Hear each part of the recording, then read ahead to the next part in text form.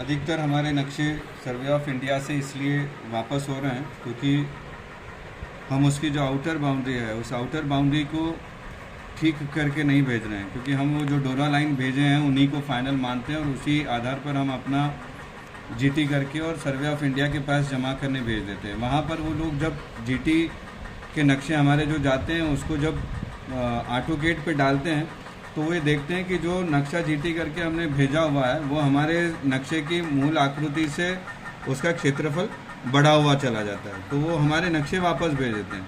तो हमारे आबादी के नक्शे की आउटर लाइन हमारे ड्राफ्ट मैप से मिले, उसके लिए एक तरीका रहता है। हमारी ये जो ग्राम की शीट है, इस ग्राम की शीट के ऊपर जो नक्शा हमारा आबादी का है जिसमें हमने ड्रोन फ्लाई कराया है या जिसकी हमको जीटी करना है, उसके अंदर जो आबादी का नक्शा है, सबसे पहले उस आबादी के नक्शे को हम लोग यहाँ पे ट्रेस कर लेंगे। हम ट्रेस कर लें पहले, जैसे मैं कर रहा हूँ, इस अनुसार आप प्रक्रिया अपनाना। ये हमने नक्शा ट्रेस करना शुरू किया।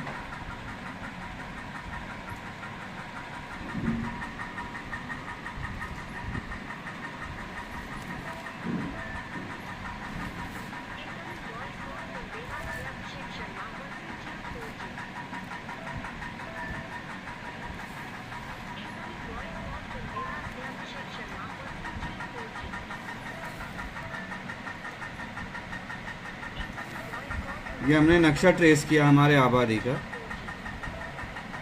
ये जब हम आबादी का नक्शा ट्रेस कर लेते हैं, फिर इस नक्शे को यदि सहायता के लिए आपको जैसे ऊपर रास्ता है तो आप रास्ता बना सकते हैं। पास में कोई ऐसा अलामात या ऐसा कोई स्थाई जो हमारे आबादी के नक्शे से लग कर के दिखाई दे रहा है, उसको हम ट्रेस कर लें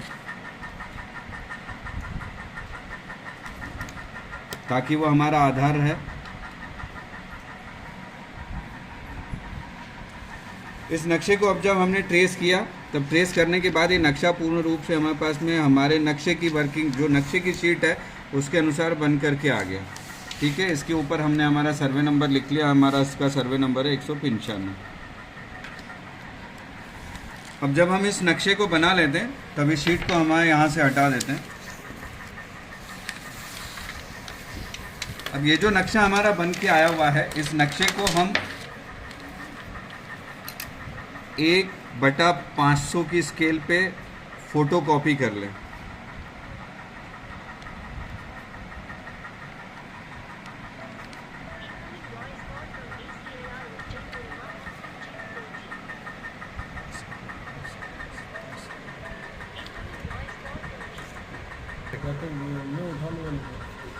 हाँ, तुम उठा रहे हैं इसको। जब 1/500 के उस स्केल के ऊपर हम फोटोकॉपी करते हैं तो फोटोकॉपी कर लेने के बाद में वो जो फोटोकॉपी हमारे पास आएगी वो निश्चित रूप से बड़ी स्केल पे आएगी। वो बड़ी स्केल मतलब वो 1/500 की स्केल पे रहेगी। वो 1/500 की स्केल, उदाहरण के लिए समझा रहा हूँ कि वो नक्शे की आकृति हमारी अब ऐसे बन के आ गई जहाँ पर 1/500 की स्केल के ऊपर वो प्रिंट होकर के आया है हमारे पास में। ये उदाहरण दे रहा हूँ क्योंकि आप जब उसकी फ़ोटोकॉपी करोगे तो फ़ोटोकॉपी वो निश्चित रूप से उसकी बड़ी रूप में ही आएगी वो, पर मैं उदाहरण के रूप में समझा रहा हूँ इसको ताकि आपको समझ में आ जाए।